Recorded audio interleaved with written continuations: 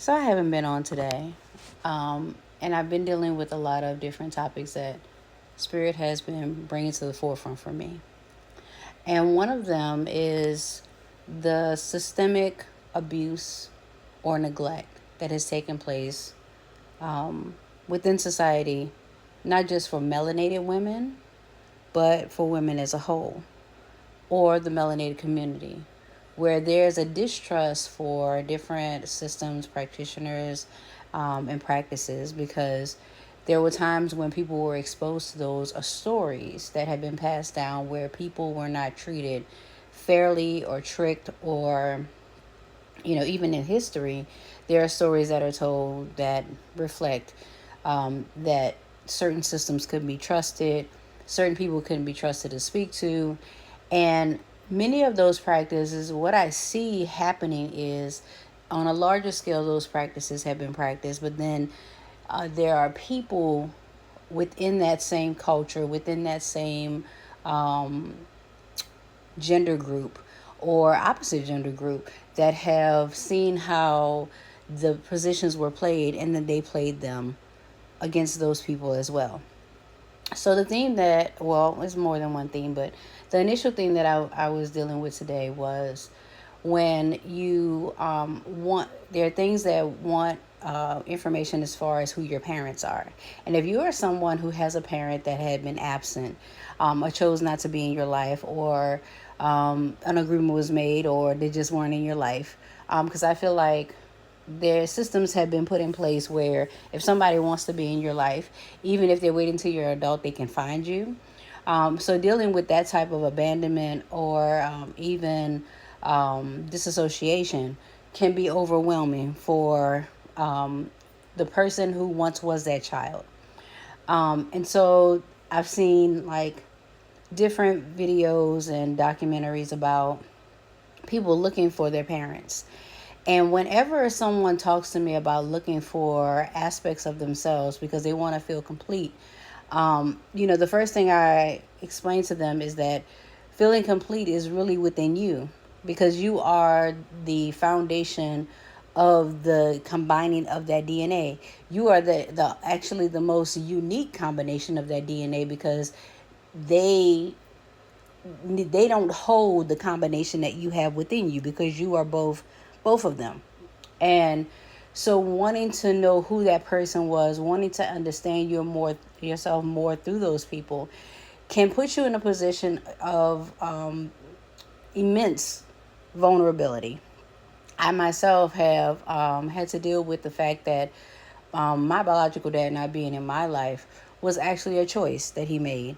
And though he, when I did get a chance to speak to him saying that, we decided, I understood more from the tone that he said it and also the practices thereafter of what he said, showing that he did not have what it took to actually be a parent, to actually show up, to actually be in my life the way he needed to be. And so I then had to work on myself to understand that everybody is not meant to be a parent. Just because you have the ability to have sex does not mean you're ready to be a parent.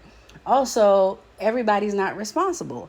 Just because you have made a mistake or you have caused a situation that you did not intend, because no, I don't think anything happens by mistake. You weren't aware of exactly what you were doing that would cause something in the moment. I don't care if you were drinking, if you weren't drinking, if you weren't coherent. In the moment that a baby is created, nobody's sitting around going, I think I made a baby. There are a few people, but it's not like everybody's like, I feel like this sperm is going to connect to your egg. Like, that's not an act. That's not a part of sex. And so understanding that everybody's not responsible, everybody doesn't want to be present, everybody is not active and they don't want to be active, and no matter how many years pass they may not choose to be active. Many times when we speak to our parents as grown adults in our 40s and 50s, sometimes in our 30s, literally our parents, we become the person who digs up graves that they wanted to keep buried. Like, we become the repetition of all of, like, reopening their wounds, the repetition of being reminded that they didn't do everything perfect.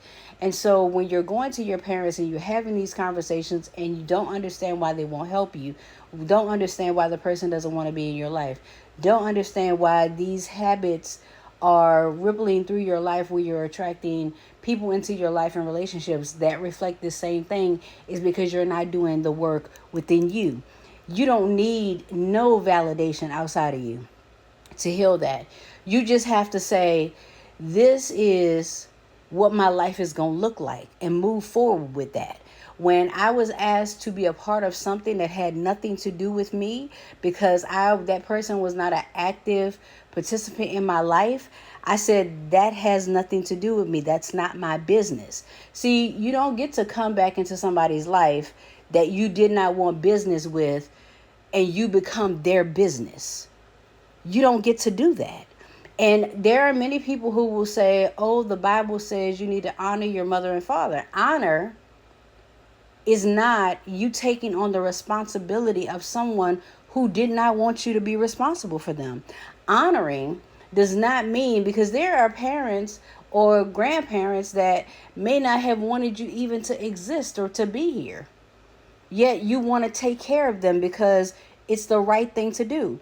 They may not want you to do that. And even if they tell you that, you trying to do it so that you can in some way show that you're good enough to be in their presence, or good enough to be recognized for being a kind person, you still are looking for validation, and it's still hurting you. Every day that you do something for them, serve them, show up for them, every time you have to, like, it's their word against yours, them saying that you didn't do something you were supposed to do but you did it, or making you look bad, it's adding to your wounds. So I'm not telling anyone to abandon someone because they were abandoned.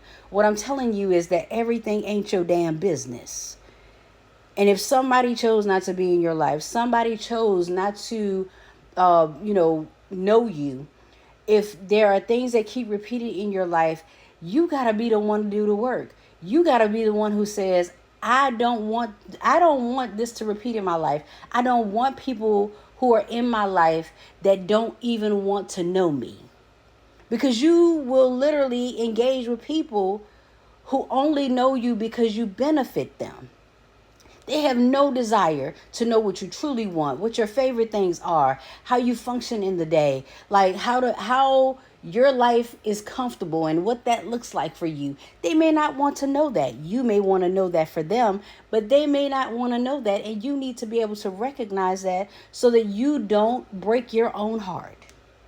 Your heart has been broken enough. Mind your own damn business. And what's not your business ain't your business. It ain't. So stop making it your business. Stop rewounding yourself. Stop leaving a gaping hole, a gaping wound in your heart for people who didn't even do the work, don't even deserve to have like that the honor of having any part of your heart, whether they've wounded it or not. Stop it. It's too much. It's too much for you. You're wasting too much of your life doing it. I literally sat with myself and said, this is where it ends. I'm not repeating this. And I can save myself. I don't need nobody to save me. Every now and then, I think, if somebody called me and says, would I take care of my estranged parent? What would I say? And I know I would say no. Not because I have anything against that person, because I don't know them. They haven't been in my life. I don't know what they like and what they don't like. And I'm not willing to learn. I have no desire to know these things because that person obviously did not want me to know it in the first place. They made the choice. And when people make choices, you allow them to live with the choices that they've made. You don't have to mean no hurt or harm to them, but honor their choices the same way that you need to honor yourself so that you can heal. Focus on you. You're too old to be sitting around with wounds that you're waiting for somebody else to lick, someone else to heal, someone else to validate. You ain't got time for that.